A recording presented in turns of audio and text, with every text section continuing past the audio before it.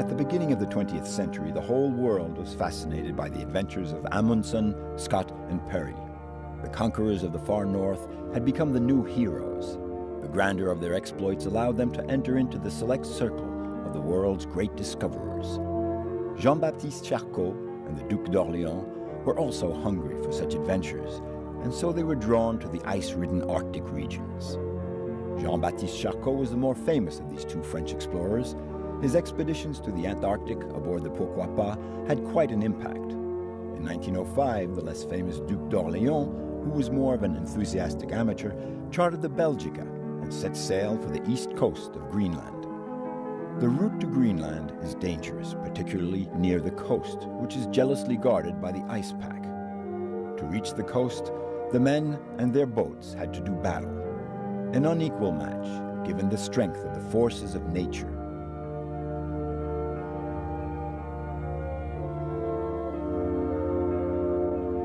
The Duke d'Orléans, Captain Charcot. During their expeditions to the east coast of Greenland, these two remarkable men who shared the same passion for the far north would write some of the finest pages of the saga of Arctic discovery. Situated in the extreme north, almost at the ends of the earth, Spitsbergen is still a name that stirs the imagination. This Norwegian island was and still is the departure point for expeditions headed beyond the Arctic Circle. Docked in the port of Longyearbyen, the capital of Spitsbergen, the Grigoriy Mikheyev, a former Russian research ship, is preparing to cast off for a major voyage.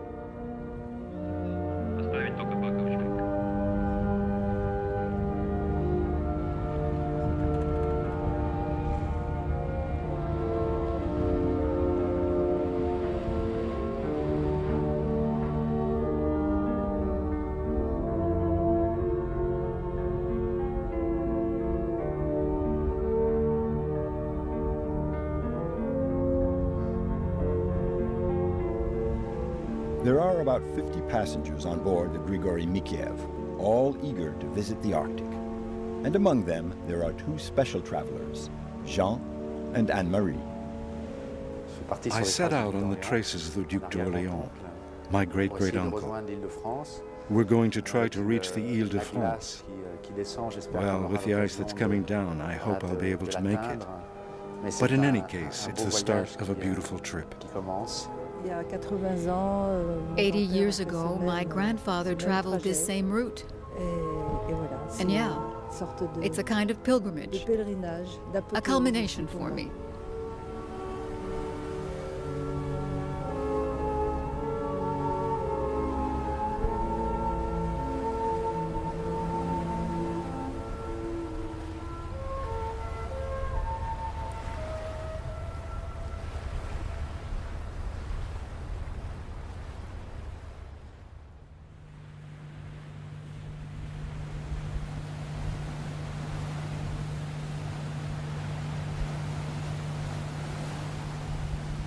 During the summer of 1905, the Duke d'Orléans chartered the Belgica, a three-master flying the Belgian colors. On the 7th of July, the ship set sail from Spitsbergen under the orders of Captain Adrien de Gerlache. There were good reasons to choose Spitsbergen as their point of departure. It is situated at 80 degrees north latitude, 1,000 kilometers from the pole, and has the benefit of the Gulf Stream. This warm current that flows up from the tropics of the Atlantic keeps the archipelago free from ice to a very large extent. The Duke d'Orléans' goal was to sail the Greenland Sea, cross the ice pack, and sail up the east coast of Greenland as far as possible. 1 century after the Belgica, the Grigoriy Mikheyev sets its course due west, following the route of the Duke d'Orléans.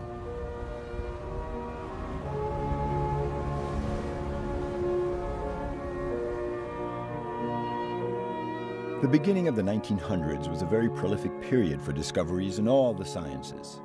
Apart from the purely political ends, like the discovery of new lands, the polar expeditions were an ideal opportunity to carry out important studies and observations. So there were always a good number of scientists on board these missions. They would record the salinity and water temperature at different depths, take cartographic readings, dredge samples, do meteorological studies. Those were the pioneering studies of what are today oceanography and climatology. The Belgica's mission was manifestly scientific, but the motives of the Duke d'Orléans were more complex. This enthusiastic adventurer of the far north was a fervent patriot as well. Great-grandson of King Louis-Philippe, he was forced into exile in 1886 by the French government. And since that time, he dreamed of becoming the symbol of the grandeur of France and planting his country's flag in newly discovered lands.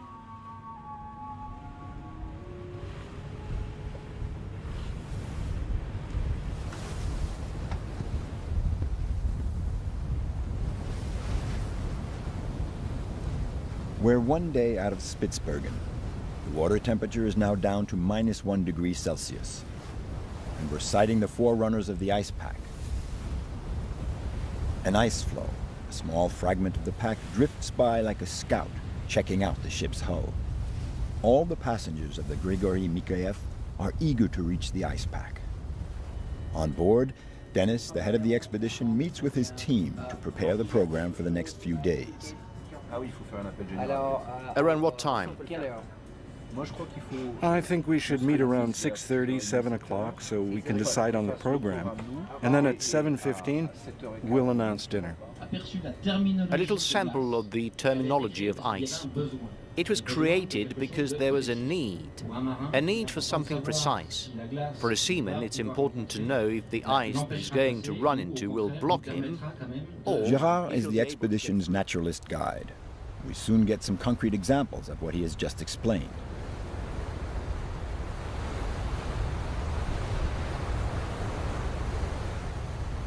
A table iceberg appears in the middle of the open sea about 300 kilometers from the coast, a rather infrequent occurrence.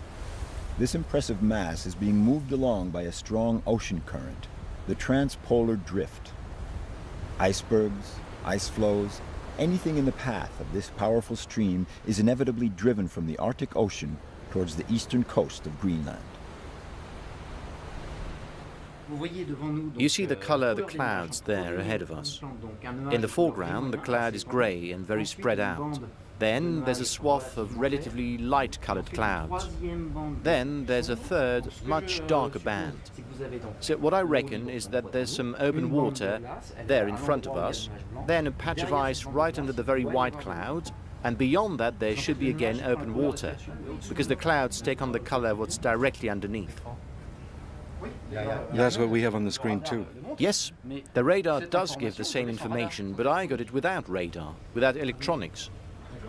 1 century ago they could do that. In 1905 they didn't have radars that showed the ice packs, but I'm sure they knew perfectly well how to use this information. Back in the times of the Belgica and the Pourquoi Pas, the only information available on the condition of the ice were the observations exchanged between whalers, sketchy information that was subject to great variation. What's more, when their ships were approaching the ice pack, the only place from where they could judge the situation and the route to take was the crow's nest, an observation platform perched on the top of the main mast 30 meters above the deck. Today, the lookout's eye has been replaced by the state-of-the-art technology in the bridge. Serge, the expedition's historian, is explaining to Anne-Marie the boat's position in relation to the ice.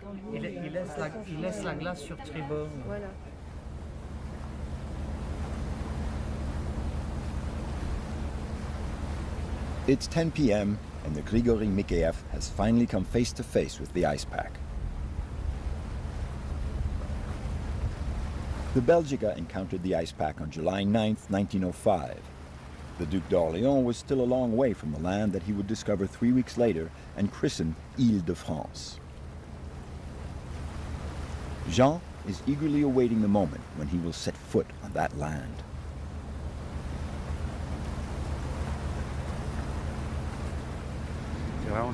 It's really very moving. 100 years later, to do the same voyage, to travel along the ice floe and maybe reach the Île-de-France, it's really quite something. At this latitude and this time of year, the ice pack is made up of large ice floes that are extremely thick and hard.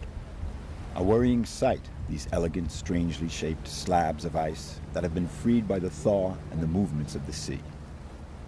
follow the edge of the ice toward Greenland and just and then see where we end up near the coast. That's okay? Okay. Because I'm afraid that if we will go into the ice, here, we will spend a lot of time in the ice, and we don't have lose that all time. our other programs. No, yeah, that's it. We don't have that time.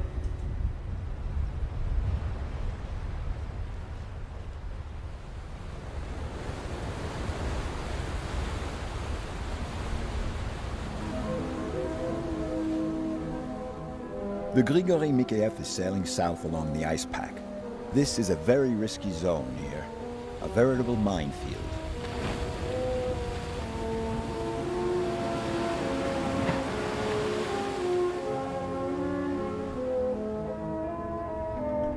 Even though the ship does have a reinforced hull, the captain still keeps his eyes glued to the horizon.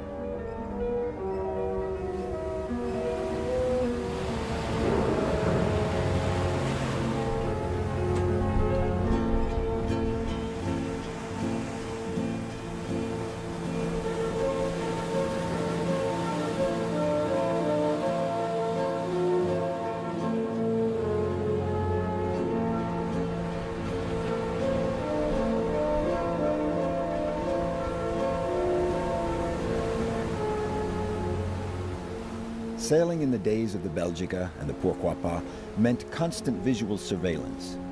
But Captain Charcot's passion for these ice-ridden regions wasn't at all dampened by the ever-present danger. I think that once you've seen ice like this, it triggers something so that you have this need to come back. It gives off such a light, such beauty. It casts a spell.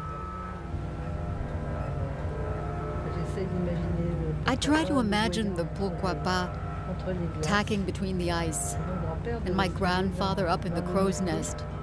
Once he stayed up there 28 hours straight. He didn't come down. He didn't eat.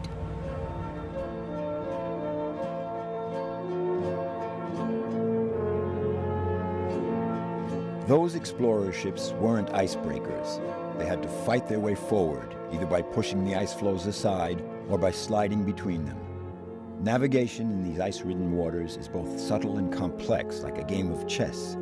The frequent and rapid decisions that have to be made on the bridge eventually leave the crew exhausted. In this relentless negotiation, it's sometimes the ice that gets the upper hand. And so, several times in 1905, the Belgica became totally trapped in the ice. You need a strong character to do that kind of a voyage. He had this drive to keep going forward, and he always had to be out in the open air. He wanted to push on further, to push himself perhaps, to go as far as one can, to test his limits.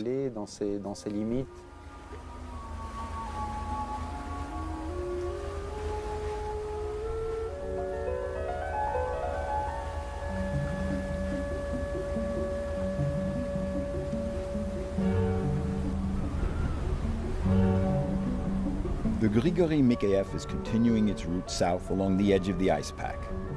The vista is magnificent. These drifting sculptures are a testimony to the power of the wind and the currents, the true artists of the far north.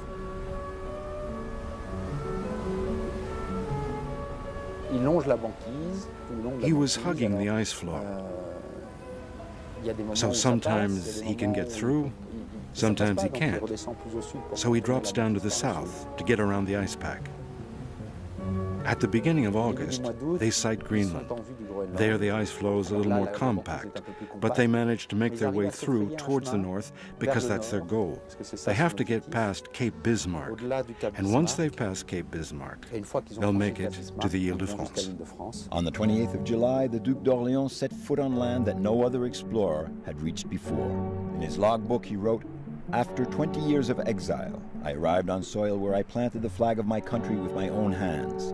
And here on the threshold of a country where no one has yet set foot, I was able to claim this new land as part of France."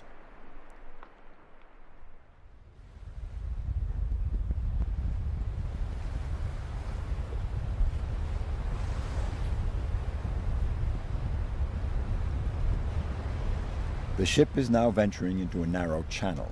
We once again set our course due west, but at half speed. In 12 hours, we should be near the Ile-de-France. There, we change course by 280 degrees. We'll be about 120 miles from Ile-de-France, that legendary spot that has already had our imaginations in a fever for the past 3 days. So, if everything goes well, in 12 hours, we should sight Ile-de-France. Silence reigns on the bridge. The crew is concentrated and tense. The ship is surrounded by massive icebergs. The visible part of the icebergs may seem rather unimpressive, but the submerged mass can attain several hundred tons.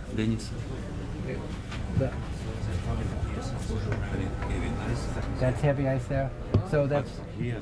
It's much more closer than there. Yeah. So it should be there or there. Well, it'll stop us. So maybe it's closer over here or here.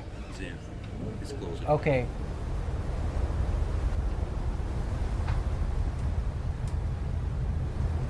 One century later, history is repeating itself. Like the Belgica 100 years ago, the Grigoriy Mikheyev is struggling to work its way through the thick pack ice.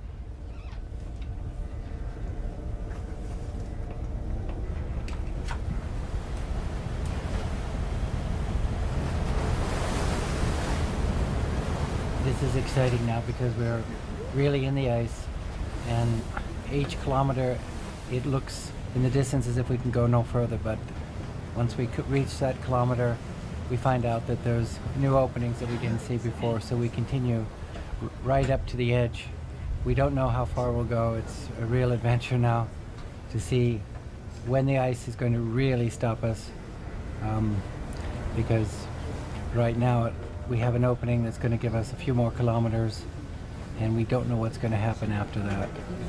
Each moment now there's a lot of tension, and this is why we're here in the ice, see how far we can go.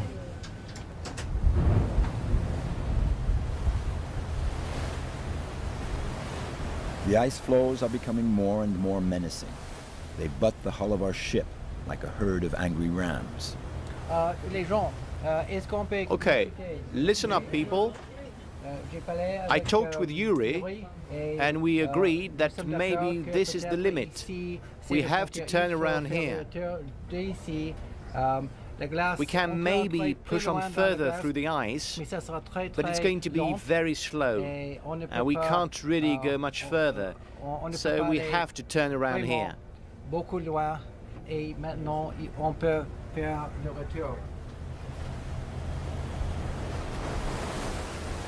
The duration of this trip just can't be compared with that of the real voyages of discovery.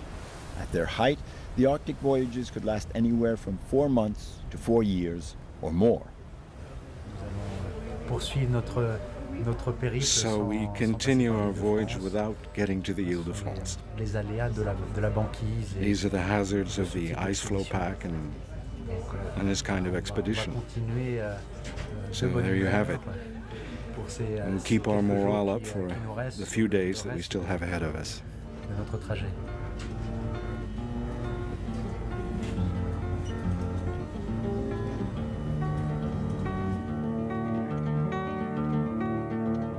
The Grigoriy Mikheyev did not reach Ile-de-France, and the expedition has set another goal, Scoresby-Sund.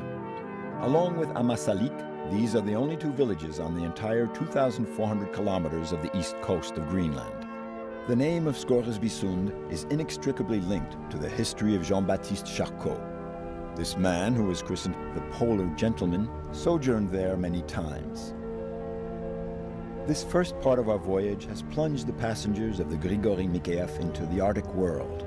It's a deeply moving experience to compare oneself to the immensity of these ice fields. Nothing has really changed since the voyages of Charcot and the Duke of Orléans. In the polar regions, man is not the master. He must yield to the White Lady. The experience of this voyage and the raw contact with the ice pack reinforces the respect due to all those navigators, those unknown heroes who pushed on in spite of all the suffering they endured. By discovering new lands and sailing unknown seas, they furthered our understanding of the world.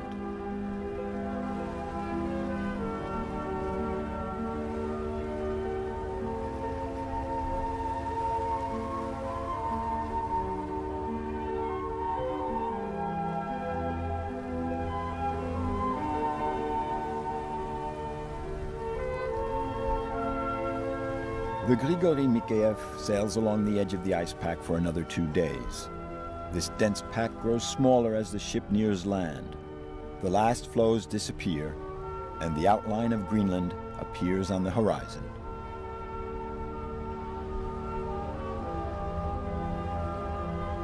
After a 4-day crossing, the Grigoriy Mikheyev has at last reached the coast of Greenland and enters into Kong Oskar Fjord.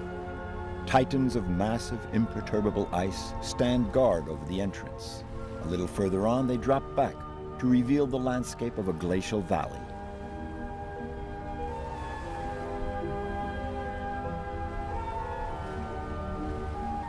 As it pushes further into this fjord, the Grigoriy Mikheyev, like all the other exploration ships before it, is penetrating into the very heart of Greenland.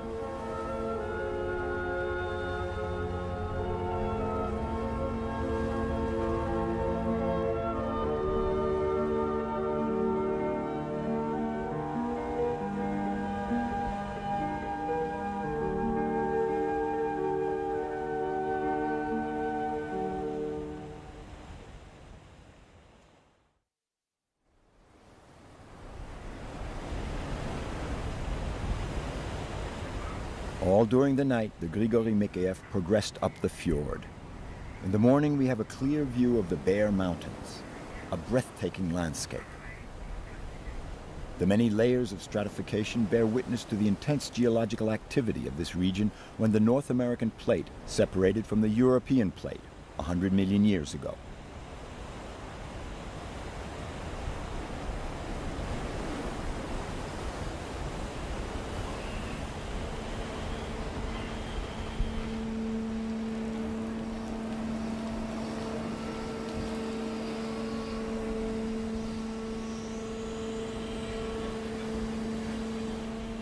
The passengers have been cooped up for 4 days.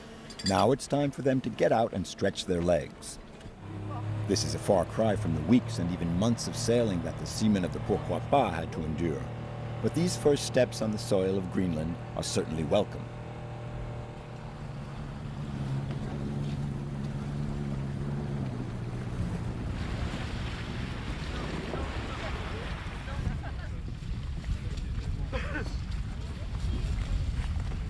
Since the 18th century, Greenland has been ruled by the Kingdom of Denmark. In 1974, the Danes created a national park that runs from the north coast to the Scoresbysund Fjord. The area of this park is about twice that of all of France. Yeah, 2 very young seagulls. What does it remind you of? Horsehair. Horsehair? For me, it's more like wool. Now, there aren't any native sheep here, but there is an animal that they call an ox, but it's not at all a bovine. It's the musk ox. This animal has been known to charge, so as a safety measure, we have to have a loaded rifle with the safety lock on.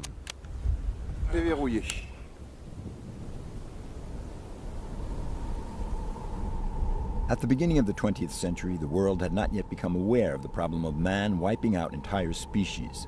Hunting was a current practice, and the Duke of Orléans was an enthusiastic hunter. 100 years later, people's mentalities have changed. Today's travelers would much rather use a camera than a rifle. Philippe is an old hand at polar expeditions. He's the person in charge of safety. The group is going to observe the musk oxen, and he's leading the way. The musk ox is in fact a wild cousin of the sheep. It's one of the rare mammals native to Greenland, along with the polar bear, wolf, fox, hare, and caribou. It's a very shy animal, difficult to approach.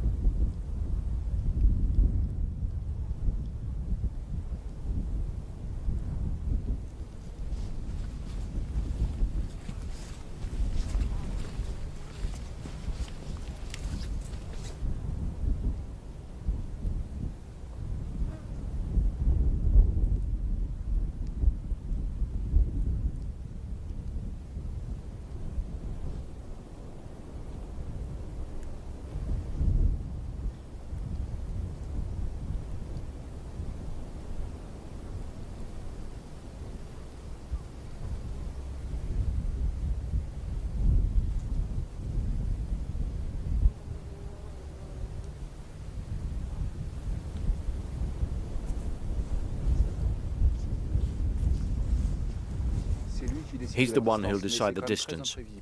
But it's still a very unpredictable animal. He's impressive, really impressive. Maybe just leave him alone. Okay, we're going to head back down.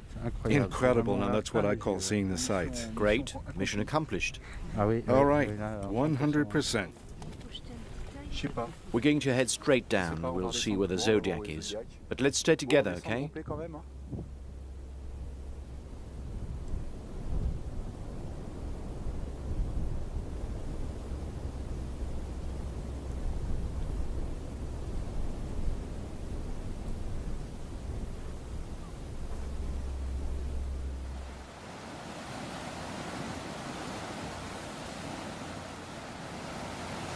The Grigoriy Mikheyev continues its route into the fjord.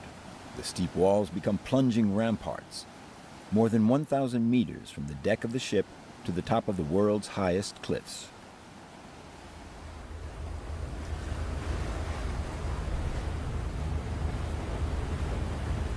I really wanted to come back to the places where my grandfather had been, to see the spots that he saw, that he had discovered. And I have to admit that I've been looking forward to this moment eagerly since the beginning of the trip. So for me, tomorrow and the days after are a bit like the dream coming true.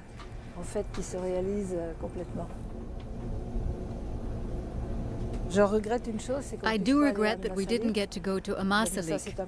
That's my personal trip, because that's where he got the news of my birth, and I would have liked to have seen what that town is like. I know that he was happy to become a grandfather. He didn't know if I was a boy or a girl. Well, you can't have everything. It'll be for next time. You were his first grandchild? The first and only, since unfortunately I don't have any brothers or sisters. So he knew about me, but we never met each other. The thread of Captain Charcot's destiny snapped on July 16th, 1936. The Pourquoi Pas, caught in a violent storm, ran aground and sank off the coast of Iceland. In 1910, Charcot had made a triumphal return from the Antarctic. After that, it was not until 1925, when his Greenland period began, that he once again set out for the icy regions. During a scientific mission to Jan Mayen, the volcanic island situated between Norway and Greenland, Charcot found out that there was a Danish mission at Scoresbysund. The Danish government was concerned because it hadn't had any news of the mission, and they were trying to re-establish contact with the mute station. For Charcot, who was 58 at the time, this was the ideal pretext. The demons of the ice still had a firm grip on his heart, so he offered his services to Denmark, and the Pourquoi Pas set a course for the west.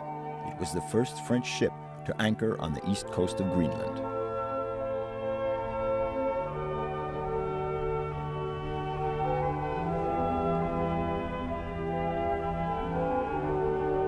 Greenland has an area of 2 million square kilometers, almost 4 times that of France.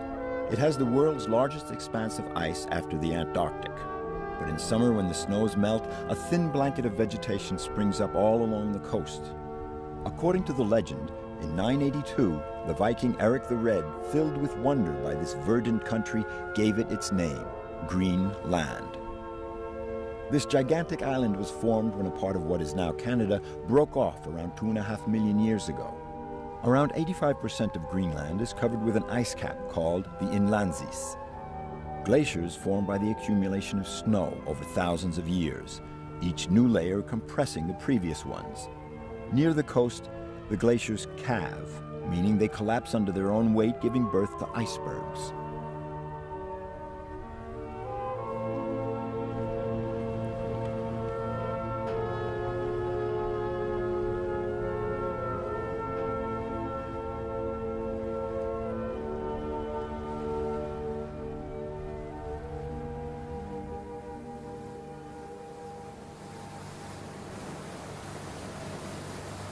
The passengers of the Grigoriy Mikheyev head for shore in the Zodiacs.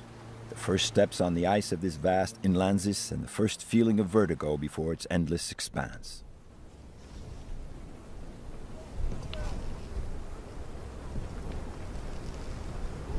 Its dimensions are impressive.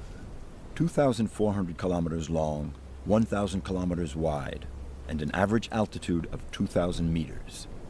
Greenland's ice cap contains 10% of the Earth's freshwater reserve.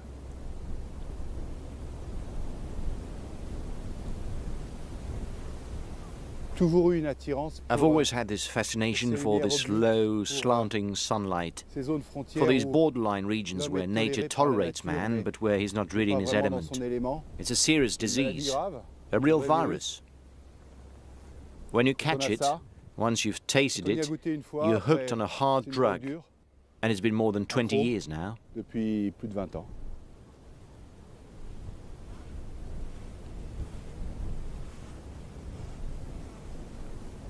The shores of Greenland are constantly shifting.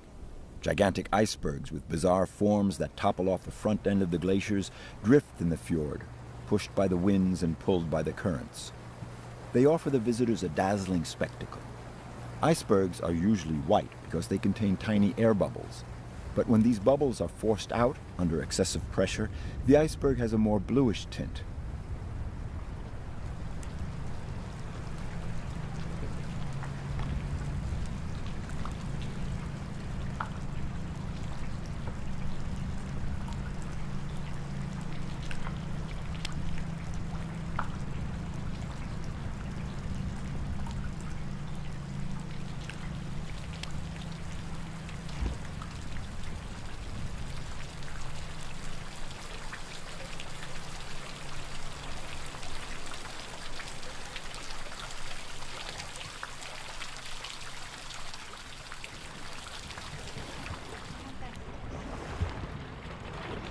In spite of their massive size, icebergs float, for ice is less dense than water.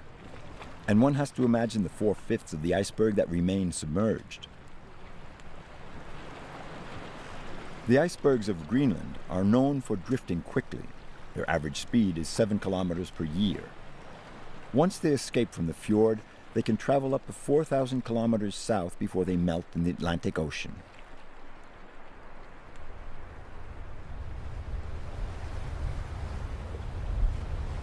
The Grigoriy is leaving Kong Oscar Fjord.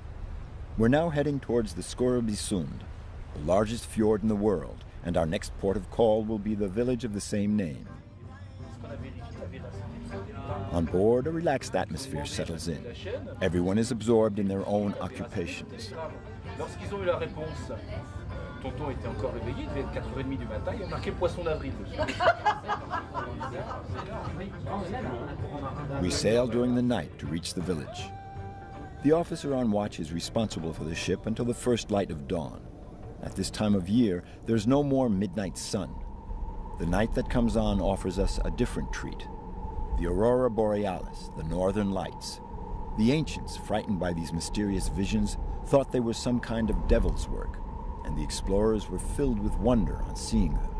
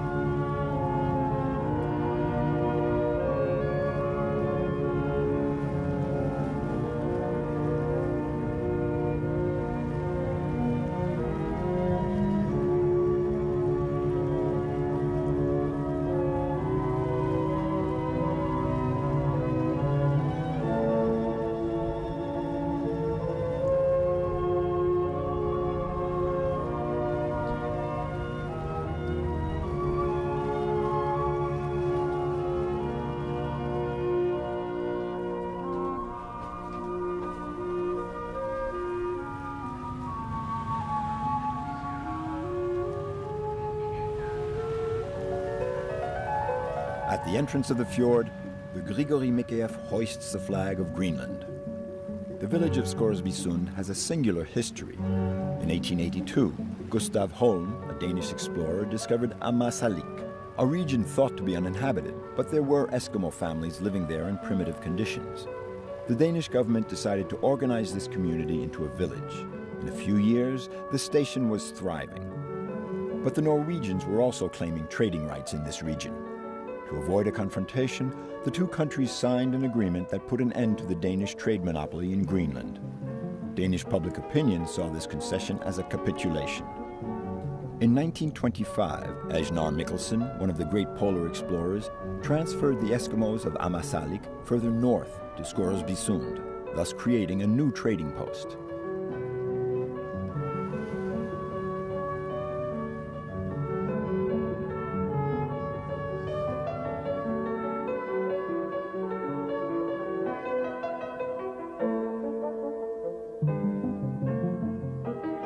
Charcot came to Scoresbysund for the first time in 1925.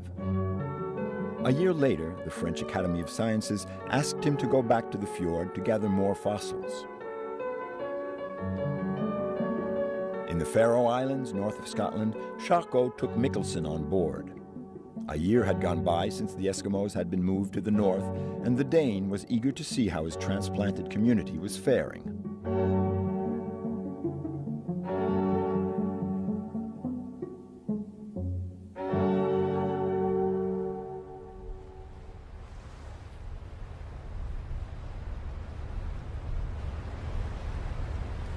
In the early morning, the Grigoriy Mikheyev is slowly approaching the shore of Scoresbysund. Like the first explorers, the passengers are scanning the horizon to take in the extent of the settlement.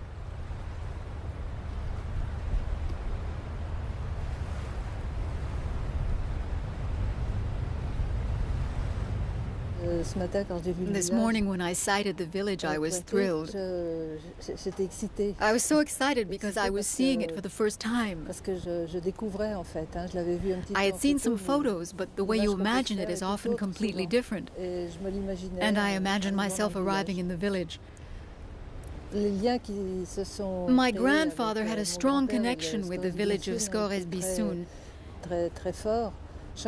Every time he came back to the village, he would meet the same people who would come to greet him. The Eskimos would come and get him in a kayak often. We're going to try to see if, by any chance, there is still someone who might have known my grandfather, or maybe some descendants, children who would be grown up now. That would be great. I think that would be a wonderful gift. Charcot kept coming back to Scoresbysund for 11 years.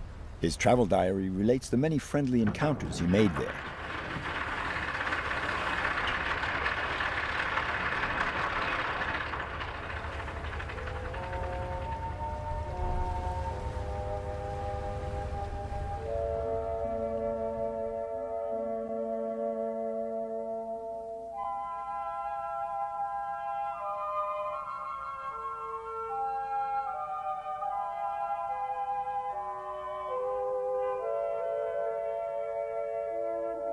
When Charcot and Mikkelsen disembarked from the Pourquoi Pas in 1926, they were given a very warm welcome. Charcot was particularly fond of the Eskimo people. He admired their ability to survive in these polar lands and spoke highly of their easy, friendly humor and their joie de vivre. The Eskimos seemed to be in perfect harmony with their new surroundings.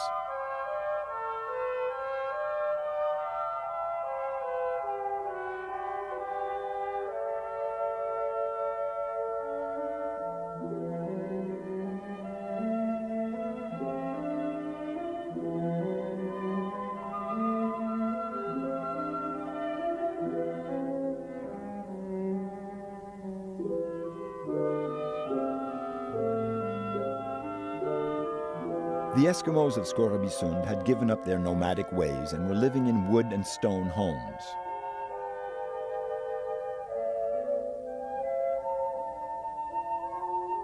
Charcot praised the development of the colony in his ship's log, and to celebrate this success, he bestowed the Legion of Honor on his friend Mikkelsen.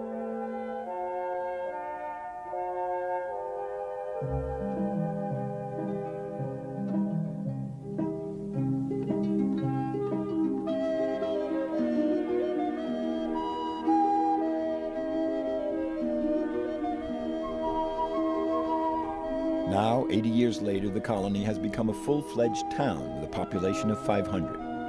As soon as the visitor lands, he's struck by the charming, brightly colored houses. The village's main activities are still hunting and fishing, and there's still the same warm welcome.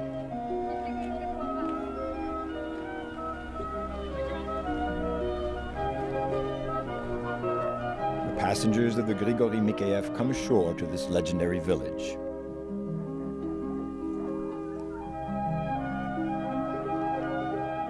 Anne-Marie sets out on the traces of her grandfather. First, she goes to visit the cairn, a monument the Danes erected to commemorate Captain Charcot. There. This will be for my children and grandchildren.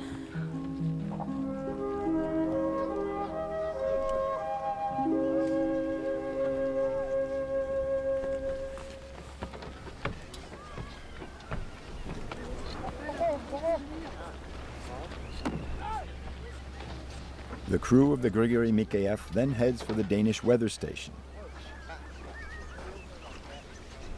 A few meters lower down is where the French polar station set up by Charcot was.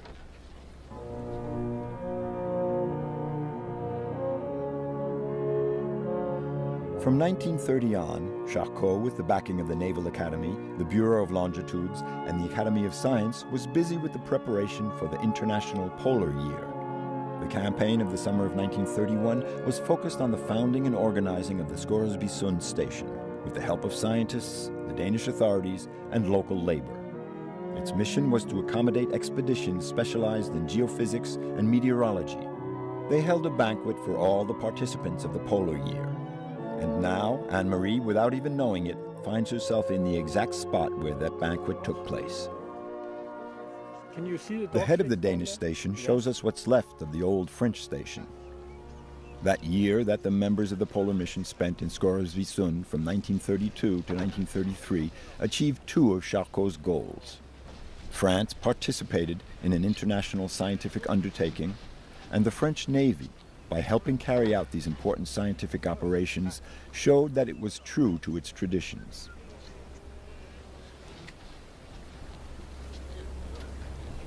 Today, the meteorological observations are carried out by the Danish station.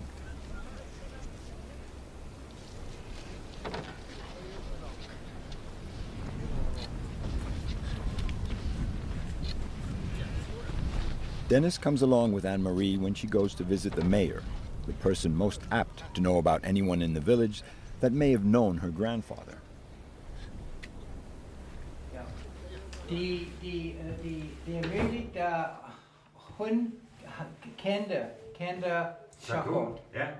Dennis questions the mayor in Greenlandic, who tells him about a very old woman in the village. Fra Marseille till here? Yeah. Yeah. She is the last. Yeah, last from Marseille from 1925. Yeah. So, yes. So she met Charcot, maybe? So she must know about the Charcot, yes. Yeah.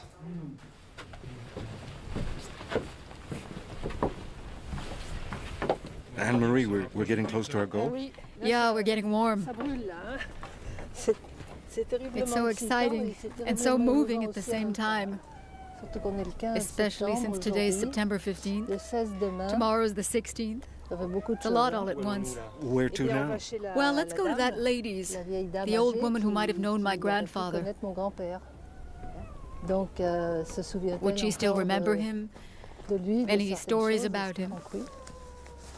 Let's go. It's a little like a treasure hunt.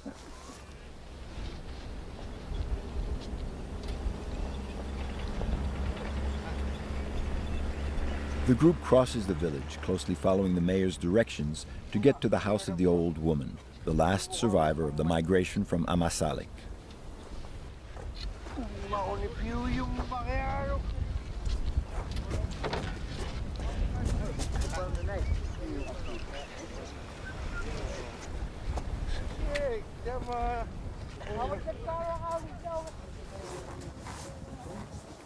Piga Charcot.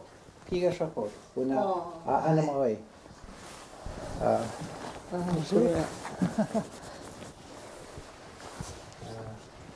Kuyatami. As soon as they arrive, there are rapid introductions, and Dennis talks with the elderly woman. He's trying to confirm what the mayor told him. Was she one of the persons transplanted from Ammassalik?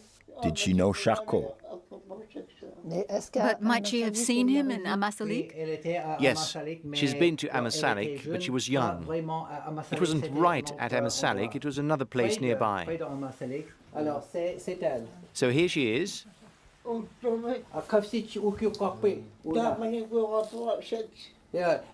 She was 6 in this photo.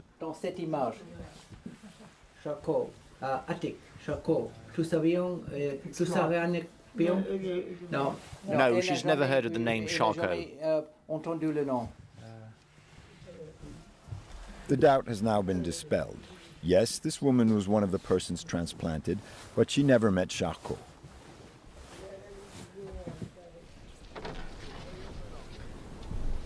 Well, yes, I'm a bit disappointed because right up to the last minute I really thought it would have been wonderful, but too bad. It's no problem.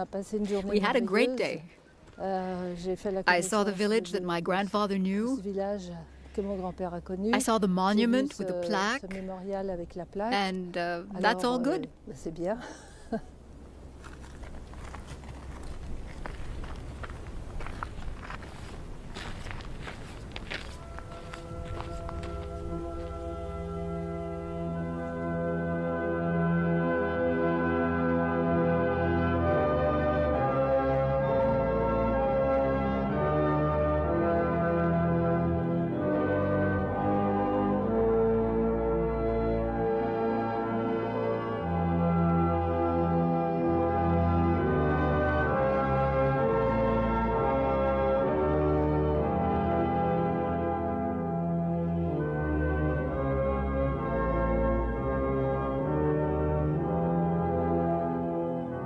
The golden age of polar exploration is now long past. The finest pages of this adventure relate the exploits of a few men guided by their passion and courage.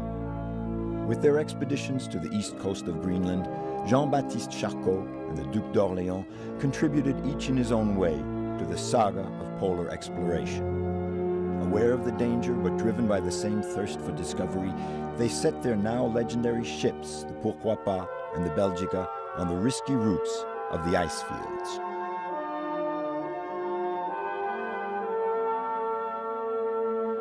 Their commitment in this difficult struggle went well beyond their mere personal ambition and is proof that they were driven by the same determination to serve science and their country.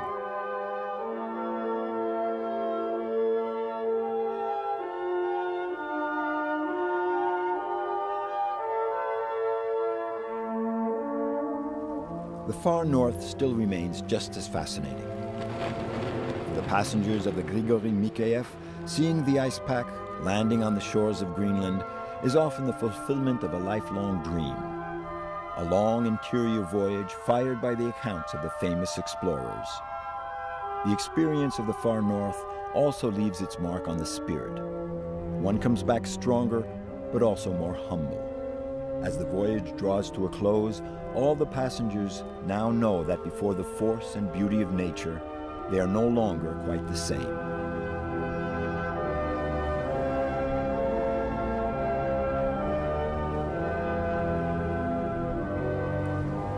For Anne-Marie and Jean, the trip had this initiatory aspect, but it was a personal quest as well. Jean d'Orléans did not reach the Île-de-France, but he saw the breathtaking landscapes that the Duke d'Orléans traveled a century ago. The feelings he experienced as he beheld such a spectacle brought him closer than ever to his illustrious ancestor. Treading the land of Scoresby-Sund that was so loved by Captain Charcot, Anne-Marie was secretly hoping to get to know this man that she so admired, this grandfather that she had never met. Anne-Marie and Jean traveled far beyond the icy lands of Greenland. They traveled to the ends of their dreams.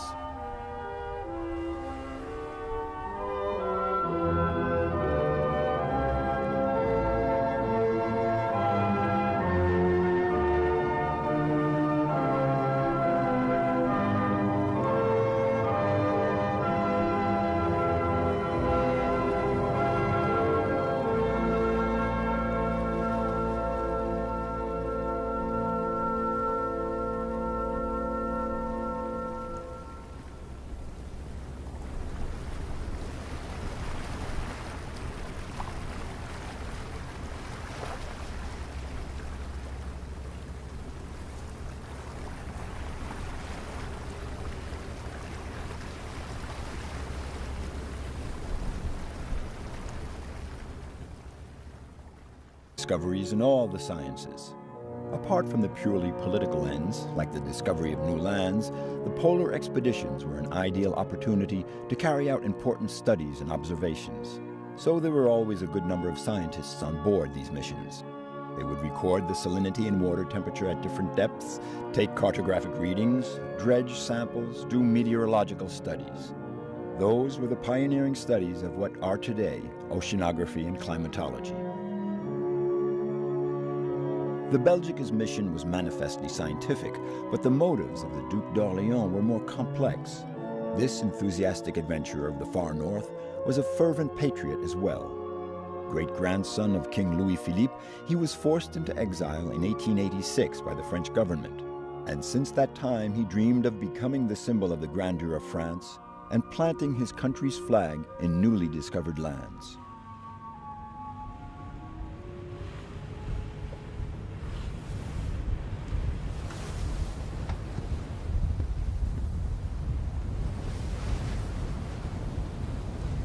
We're one day out of Spitsbergen. The water temperature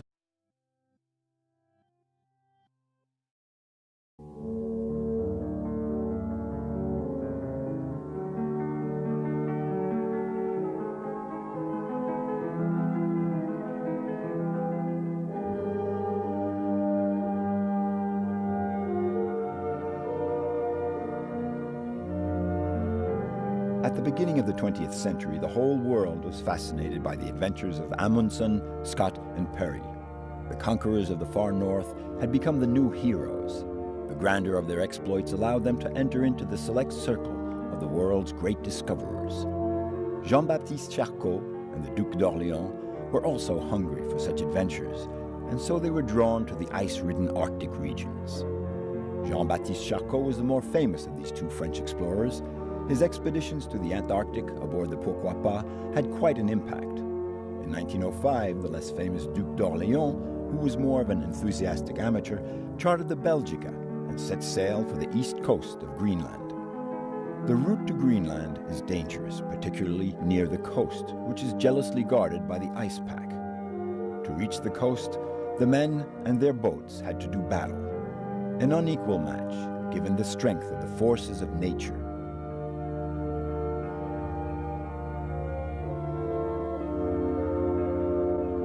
The Duke d'Orléans, Captain Charcot. During their expeditions to the east coast of Greenland, these two remarkable men who shared the same passion for the far north would write some of the finest pages of the saga of Arctic discovery. Situated in the extreme north, almost at the ends of the earth, Spitsbergen is still a name that stirs the imagination. This Norwegian island was and still is the departure point for expeditions headed beyond the Arctic Circle. Docked in the port of Longyearbyen, the capital of Spitsbergen, the Grigoriy, a former Russian research ship, is preparing to cast off for a major voyage.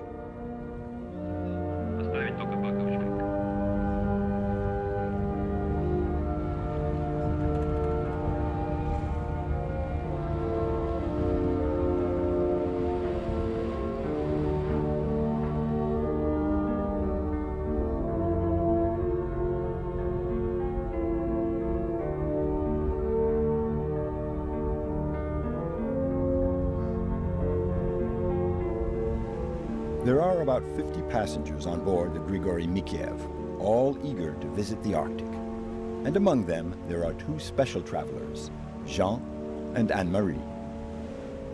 I set out on the traces of the Duke d'Orléans, my great-great-uncle. We're going to try to reach the Ile de France. Well, with the ice that's coming down, I hope I'll be able to make it. But in any case, it's the start of a beautiful trip. 80 years ago, my grandfather traveled this same route. And yeah, it's a kind of pilgrimage, a culmination for me.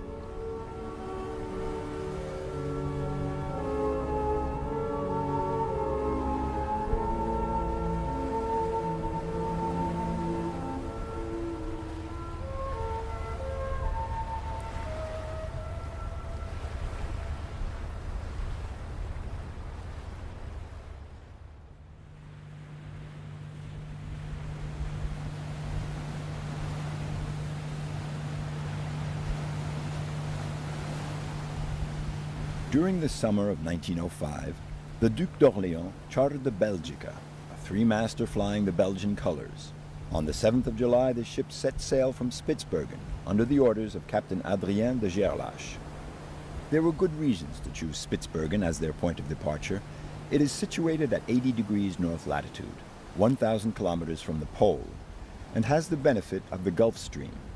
This warm current that flows up from the tropics of the Atlantic keeps the archipelago free from ice to a very large extent. The Duke d'Orléans' goal was to sail the Greenland Sea, cross the ice pack, and sail up the east coast of Greenland as far as possible. 1 century after the Belgica, the Grigoriy Mikiev sets its course due west, following the route of the Duke d'Orléans.